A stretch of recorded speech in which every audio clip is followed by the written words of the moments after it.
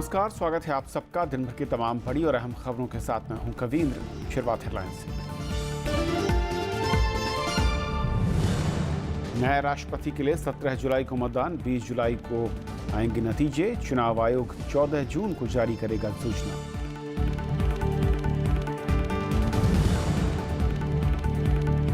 मध्य प्रदेश में किसान आंदोलन के दौरान कई जिलों में आगजनी। मंदसौर में डीएम को सहनी पड़ी किसानों की नाराजगी। केंद्र ने भेजे 1100 जवान।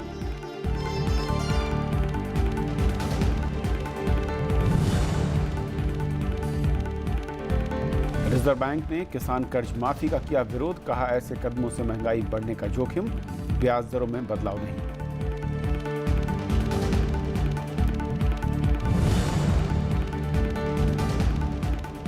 पाकिस्तान में सैन्य अड्डा बना सकता है चीन। अमेरिकी रक्षा विभाग की रिपोर्ट में खुलासा। चीन ने जताई नाराजगी।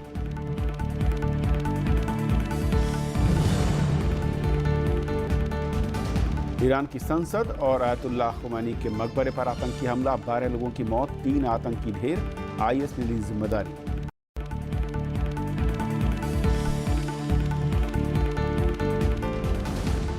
और आइए देखते हैं पहली खबर।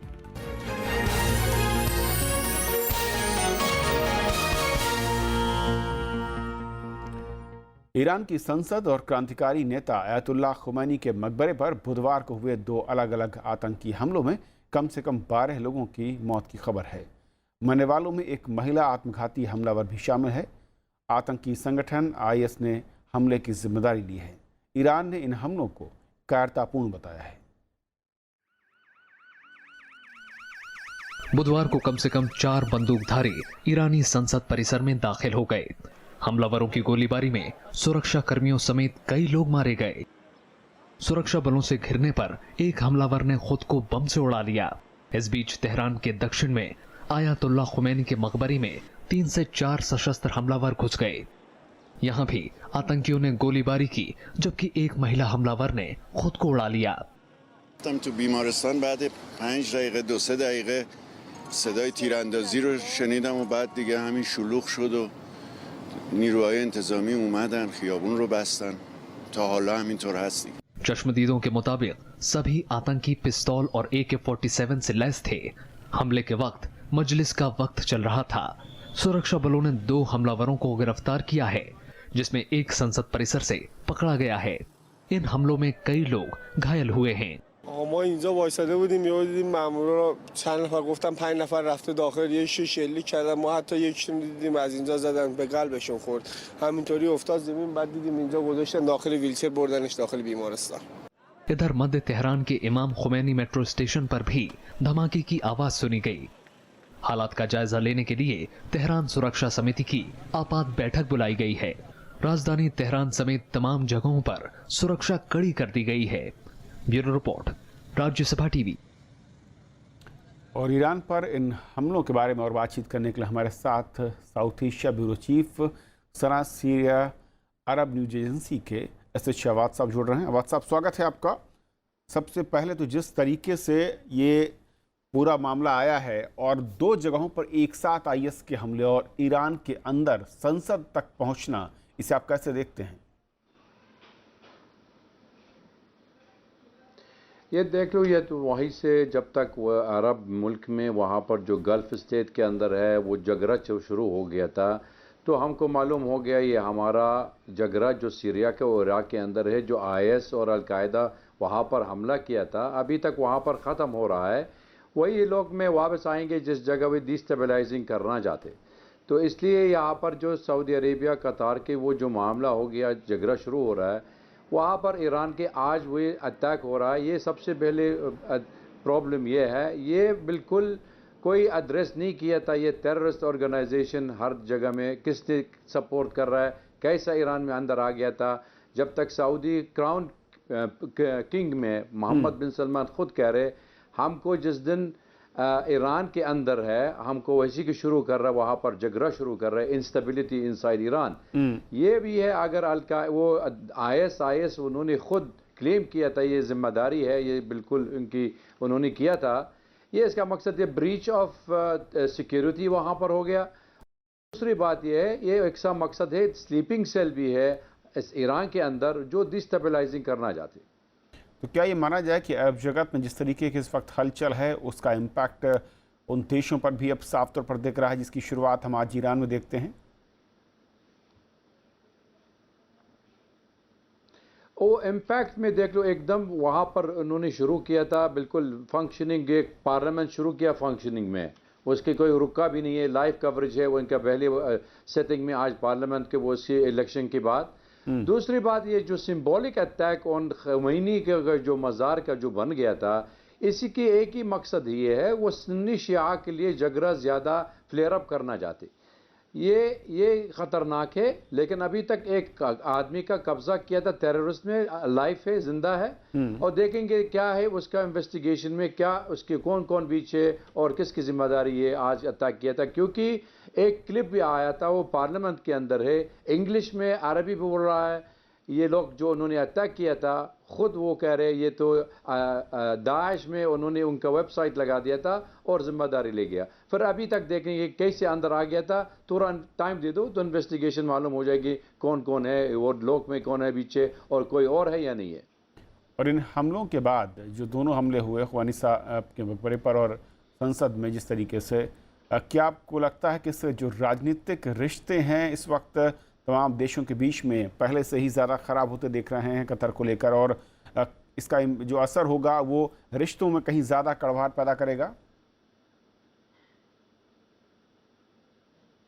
ज़्यादा अभी तक नहीं को कर सकते, क्योंकि देख लो ये तो ट्राइबल फ्यूड है, मतलब ये सऊदी अरेबिया और कतार में एक ही ख़ानदान है, वो ख़ानदान वाले के ये शेखदूम वाले, शेखदूम का मतलब ये है सेम एक ही ख़ानदानी है, एक वो फैमिली ख़ानदान वाले के वो इस्तिज़ार है। और उन्होंने ख़ुद ये वहाबी भी कह रहे हैं हम भी वहाबी है, वो तुम्हें कोई फ़र्क नहीं पड़ता दोनों का, ना आइडियोलॉजी है ना मतलब ये खून की बात है, सिर्फ ये उसकी लिए एक ऑब्जेक्टिव है। ये उन्होंने मुस्लिम ब्रदरहुड वो काफ़ी सपोर्ट कर रहा है, उनकी काफ़ी बैकअप किया था ये कतार में, और सऊदी अरेबिया उनकी पसंद भी नहीं है, क्योंकि जिस दिन राष्ट्रपति डोनाल्ड ट्रंप में गया था, उन्होंने खुद सऊदी अरेबिया कह रहे तो आप लीडिंग तो नाटो अरब मुस्लिम वो जो फोर्सेस बन जाते, तो वहाँ पर सिर्फ कतार में उन्होंने मतलब अपोज किया था ये सऊदी अरेबिया डोमिनेंस होना चाहिए, इसलिए मुस्लिम ब्रदरहुड में हटाना चाहिए, उसका सपोर्ट भी हटाना चाहिए। लेकिन मेरा मकसद एक ही है, ये दोनों है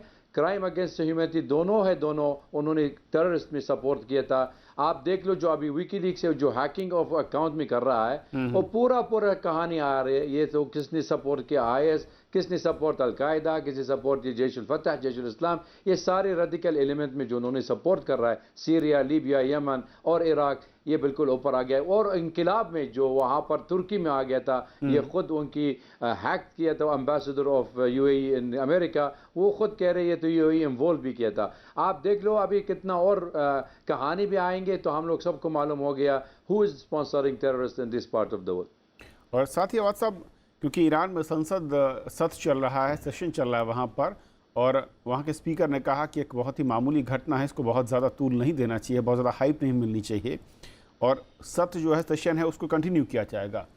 इसे कैसे देखते हैं? क्या सिक्योरिटी के लिहाज से आपको दिखाना चाहता है कि वो इस तरह के हमलों से डर नहीं रहा है, या फिर आगे डरने की ज़रूरत नहीं, एक जो मैसेज है पब्लिक के बीच में हो जाएगा?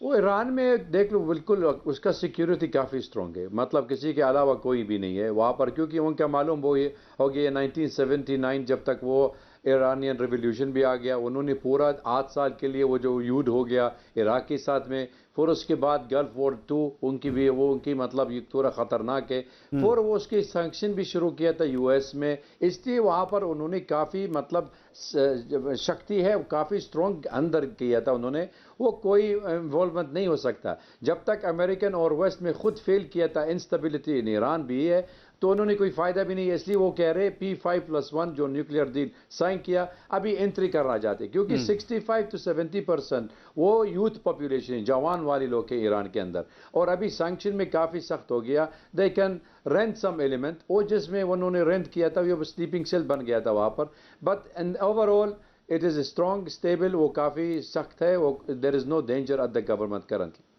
और सब बहुत बहुत शुक्रिया आपका वक्त देने के और हमारे साथ इस मसले पर जुड़ने के लिए। ये थी पहली खबर, छोटा सा ब्रेक, और ब्रेक के उस पार कुछ और बड़ी खबर।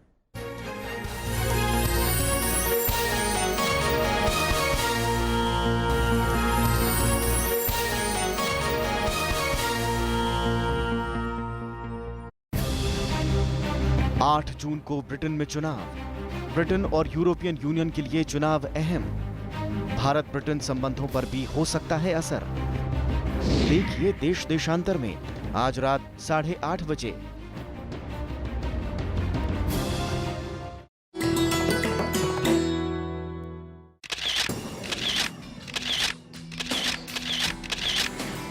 राष्ट्रपति भवन का ताम्र गुंबद, आलीशान और बेजोड़। सांची के बौद्ध स्तूप से प्रभावित इस गुंबद की ऊंचाई बाकी इमारत से करीब 2 गुनी। 6 अप्रैल 1929 को बनकर हुआ तैयार। ये शानदार गुंबद राष्ट्रपति भवन की स्थापत्य कला और खूबसूरती को लगाता है 4 चांद।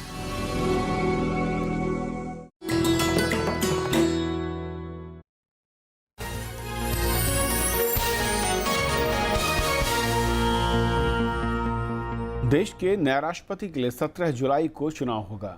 चुनाव आयोग ने आज राष्ट्रपति चुनाव के कार्यक्रम का ऐलान कर दिया। आयोग ने बताया कि हरियाणा चुनाव से सबक लेते हुए इस बार विशेष स्याही वाले पेन से मतदान होगा। चुनाव नतीजों का ऐलान 20 जुलाई को होगा। आयोग ने यह भी कहा कि ईवीएम मशीन से चुनाव कराने के बारे में तकनीक विकसित करने की कोशिश भी चल रही है।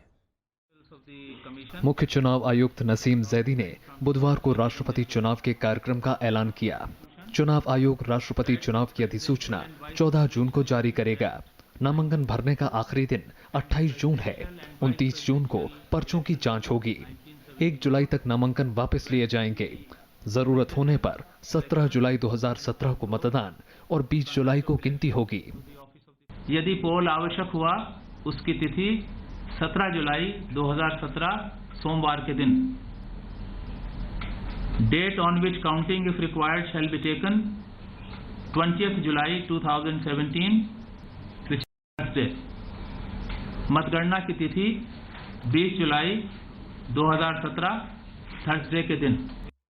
संसद में बने पोलिंग स्टेशन पर निर्वाचित सांसद वोट करेंगे। वहीं निर्वाचित विधायक संबंधित राज्यों की विधानसभा में अपना मतदान करेंगे। सभी मतदाताओं को वोट के लिए एक खास तरह की पेन मुहैया कराई जाएगी। मुख्य चुनाव आयुक्त ने कहा कि ये गुप्त मतदान होगा और कोई भी दल चुनाव के लिए व्हिप जारी नहीं कर सकता। पेन की खासियत ये है कि ये हमारे इलेक्शन कमीशन के सुपरविजन में बनाया गया है और इसका जो इंक है वो बाकी सभी रोशनाइयों से, बाकी सब स्याहियों से फर्क है और इसी पेन को इस्तेमाल करने से अगर कोई व्यक्ति दूसरा पेन का इस्तेमाल करेगा तो वो वोट इनवैलिड माना जाएगा। राष्ट्रपति चुनाव में नामांकन के लिए 50 प्रस्तावक और 50 अनुमोदक होने जरूरी हैं। वहीं जमानत राशि 15,000 होगी।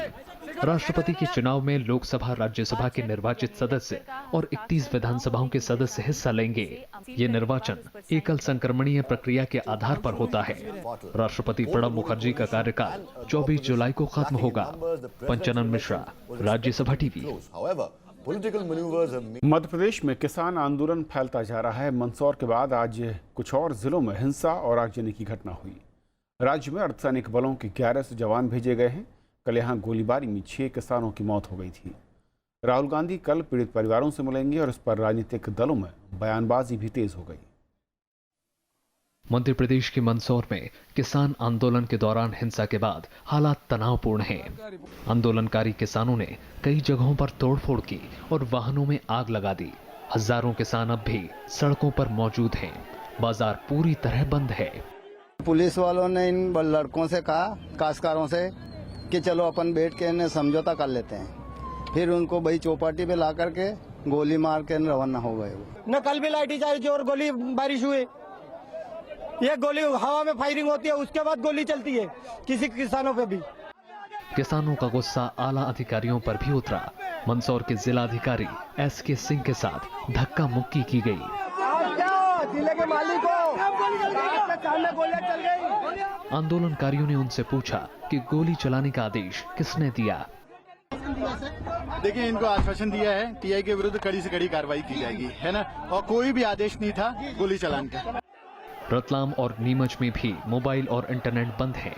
मंदसौर शहर और पीपलिया मंडी में कर्फ्यू जारी है। जिले के बाकी हिस्सों में धारा 144 लागू है। राज्य में आंदोलन दूसरे इलाके में फैल गया है। देवास में कई वाहनों में आग लगा दी गई। भोपाल में भी प्रदर्शन हुए। दिल्ली में प्रधानमंत्री नरेंद्र मोदी ने किसान आंदोलन से निपटने के उपायों की समीक्षा की। भोपाल में भी राज्य कैबिनेट ने 1000 करोड़ रुपए का कृषि मूल्य स्थिरीकरण कोष बनाने का फैसला किया। साथ ही कृषि समाधान योजना के तहत कम ब्याज दर पर कर्ज और ऋण चुकाने के लिए भी कर्ज देने का फैसला हुआ। कृषि उपज मंडियों में बिक्री पर मिलने वाला जो भुगतान है वो चेक के स्थान पर आरटीजीएस से किया जाएगा और 50% तक का नगद भुगतान किया जाएगा। विपक्षी दलों का आरोप है कि सरकार किसानों के मुद्दे को दबाना चाहती है। एंटी सोशल एलिमेंट, असामाजिक तत्व पर ये आरोप लगा रहे हैं। अगर कोई तत्व हैं तो ये बीजेपी और बीजेपी के वाले जो संगठन हैं जो लीपापोती करना चाहते हैं। किसानों के हितों की ये जो लड़ाई है, कांग्रेस और राहुल गांधी उनके साथ खड़े हैं और आंख मिचौली कर रहे हैं। पहले 10 लाख फिर 1 करोड़, यानी किसी तरह से भी किसान के मुद्दों को दबाना चाहते हैं। The culprits must be brought to book, adequate compensation, and meet the demands of the farmers that you yourself have promised. सरकार का आरोप है कि विपक्ष किसानों के मुद्दे पर राजनीति कर रहा है। भी कर रहे, मुख्यमंत्री ने खुद कहा वो मिल रहे और समस्याओं का समाधान कर रहे। और कांग्रेस पार्टी जिन्होंने इतना साल कृषि क्षेत्र को इन्होंने अनदेखा किया, ऐसी पार्टी इसको पॉलिटिकल राजनीतिक रंग देके हिंसा को प्रोत्साहन करना एक गलत है। मैं उसका निंदा करता हूँ। मित्रों, महाराष्ट्र के बाद मध्य प्रदेश में भी किसानों का आंदोलन शुरू हो गया था। किसान कर्ज माफी और फसलों के उचित मूल्य जैसी 20 मांगे कर रहे हैं। Bureau report, Rajya Sabha TV. Maharashtra में किसानों की हड़ताल को लेकर बीजेपी और शिवसेना आमने सामने हैं। आज शिवसेना के मंत्रियों ने मंत्रिमंडल की बैठक का बहिष्कार किया तो हड़ताल के चलते मंडियों में सब्जी और दूध की कमी ज्यादा हुई। महाराष्ट्र के कई इलाकों में किसानों की हड़ताल 7वें दिन भी जारी रही। किसान आंदोलन के बीच पिछले 24 घंटे में 4 किसानों के आत्महत्या करने की खबर है। नासिक, सतारा, नांदेड़ और वर्धा में कर्ज के चलते किसानों ने जान दे दी। हड़ताल की वजह से ग्रामीण इलाकों से सब्जी और दूध की आवक कम रही। किसान हड़ताल से राज्य में कृषि उपज मंडियों में होने वाले करोड़ों रुपए के कारोबार पर असर पड़ा है। सब लोग आज किसानों के साथ है। पहले 2-3 दिनों में ऐसी लगा कि ये किसान खुद का अनाज खराब कर रहे, लेकिन बाद में सबको आज एहसास हुआ है कि ये किसान जो कर रहा है, ये ऐलान जो आज पूरे देश में पहला ये संप है, जो पूरे राष्ट्र में का पहला संप है कि जो किसानों ने आज किया है और ये संप के साथ आज सब समाज साथ में खड़ा है। इधर किसानों के मुद्दे को लेकर बीजेपी और शिवसेना में तकरार बढ़ने लगी है। बुधवार को महाराष्ट्र मंत्रिमंडल की बैठक में शिवसेना के मंत्री नहीं पहुंचे। हालांकि शिवसेना का कहना है कि उसने मुख्यमंत्री को इस बारे में बता दिया था। कर्ज माफी की जो योजना तैयार होगी उसमें शिवसेना को साथ में लेकर ही बातें हम मंजूर कर सकते हैं। शिवसेना के पक्ष प्रमुख उद्धव जी ठाकरे की जानकारी बिना कोई बात नहीं हो सकती। हम उनकी जो सम्मति है वो लेकर के आगे जाएंगे।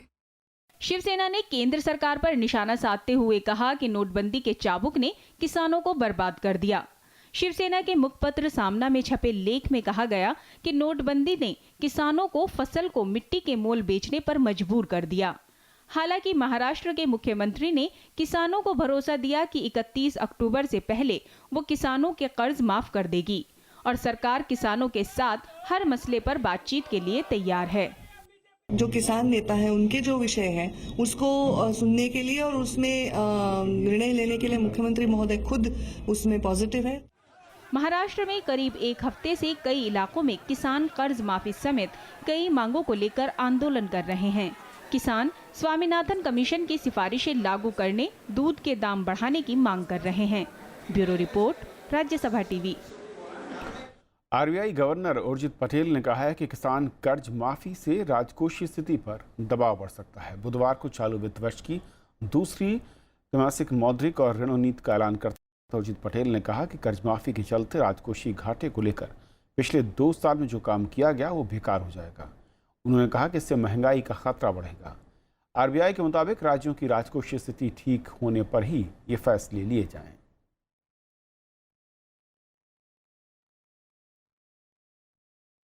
मानसून की चाल, जीएसटी लागू होने के बाद के जोखिम और मुद्रास्फीति को ध्यान में रखते हुए रिजर्व बैंक ने नीतिगत ब्याज दर में फिलहाल कोई बदलाव नहीं किया। साथ ही रिजर्व बैंक ने जीडीपी का अनुमान 7.4 से 0.10% घटाकर 7.3 कर दिया। रिजर्व बैंक ने मौद्रिक नीति में महंगाई के नरम रहने की उम्मीद जताई। आरबीआई के मुताबिक पहली छमाही के दौरान महंगाई दर 2 से 3.5% के दायरे में रहने का अनुमान है। वित्त वर्ष की दूसरी छमाही में ये 3.5 से 4.5% के दायरे में रह सकती है। नागालैंड के मोन जिले में सुरक्षा बलों ने 3 उग्रवादियों को मार गिराया। मुठभेड़ में प्रादेशिक सेना का एक अधिकारी और एक नागरिक की मौत हो गई। 3 जवान घायल हैं। मुठभेड़ बीती रात शुरू हुई। सुरक्षा बलों को NSCN और उल्फा उग्रवादियों के बारे में सूचना मिली थी। उग्रवादी ऑटो से कहीं जा रहे थे और उनके पास हथियार और गोला बारूद बरामद हुआ है। इनमें से एक AK-56, चीन में बनी 2 AK सीरीज की राइफल और 2 ग्रेनेड और 3 IED शामिल हैं।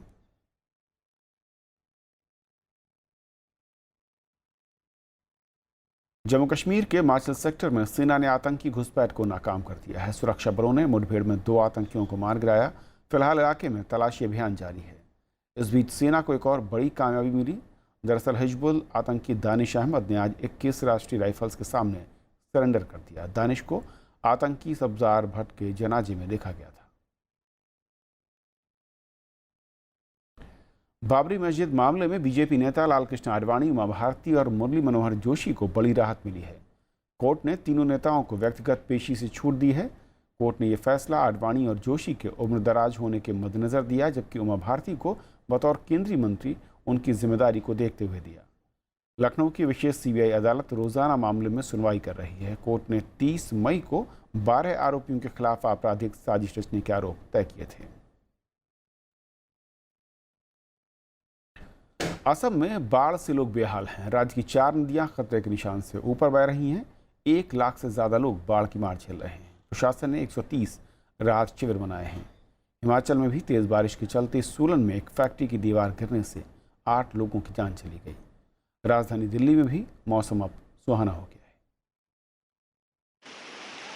पानी में डूबी फसल और नदियों में तब्दील सड़कें। असम में मॉनसून के साथ बाढ़ परेशानियों का सबब बनकर आई है। राज्य की 4 नदियां खतरे के निशान से ऊपर हैं। लखीमपुर और करीमगंज जिले के 140 गांव के 1 लाख से ज्यादा लोग पीड़ित हैं। 400 एकड़ खेती तबाह हो गई है। करीमगंज सबसे ज्यादा पीड़ित है। यहाँ 97,000 से ज्यादा लोग बेहाल हैं। लखीमपुर का भी कुछ यही हाल है। यहाँ करीब 4,500 लोग बाढ़ की मार झेल रहे हैं। प्रशासन राहत और बचाव के काम में जुटा है। लोगों को बाढ़ से निकालकर सुरक्षित जगहों पर पहुंचाया जा रहा है। पीड़ित इलाकों में 130 राहत शिविर बनाए गए हैं। हिमाचल प्रदेश में भारी बारिश और आंधी से पेड़ सड़कों पर गिरने से यातायात पर भारी असर पड़ा। सोलन के बद्दी में एक फैक्ट्री की दीवार गिरने से 4 बच्चों समेत 8 लोगों की मौत हो गई, कि 15 लोग घायल हो गए। इधर उत्तर भारत के कुछ इलाकों में हुई बारिश से लोगों को गर्मी से थोड़ी राहत मिली है। दिल्ली NCR में भी बादल छाए रहे, जिससे मौसम सुहाना रहा। Bureau report, Rajya Sabha TV. Pakistan में चीन सैन्य अड्डा बना सकता है। अमेरिकी रक्षा विभाग पेंटागन ने दावा किया है। 97 पन्नों की रिपोर्ट में पेंटागन ने चीन की सैन्य तैयारियों पर विस्तार से लिखा है।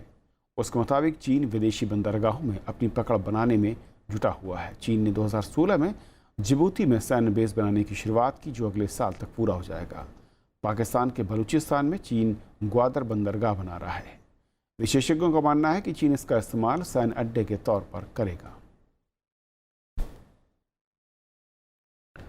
नेपाली कांग्रेस के अध्यक्ष शेर बहादुर देउबा ने आज नेपाल के नए प्रधानमंत्री पद की शपथ ली। राष्ट्रपति विद्यादेवी भंडारी ने राष्ट्रपति भवन में उन्हें पद और गोपनीयता की शपथ दिलाई। 3 उप प्रधानमंत्रियों समेत 4 मंत्रियों ने शपथ ली। शपथ के बाद देउबा ने कहा कि वो नेपाल के हितों के लिए काम करेंगे। उन्होंने भारत और चीन से संतुलित रिश्ते रखने का ऐलान किया। 70 साल के देउबा नेपाल के 40वें प्रधानमंत्री हैं। देउबा चौथी बार प्रधानमंत्री बने हैं। नेपाल की संसद ने देउबा को मंगलवार को नए प्रधानमंत्री के तौर पर चुना। तो इस बुलेटिन में इतना ही। नमस्कार।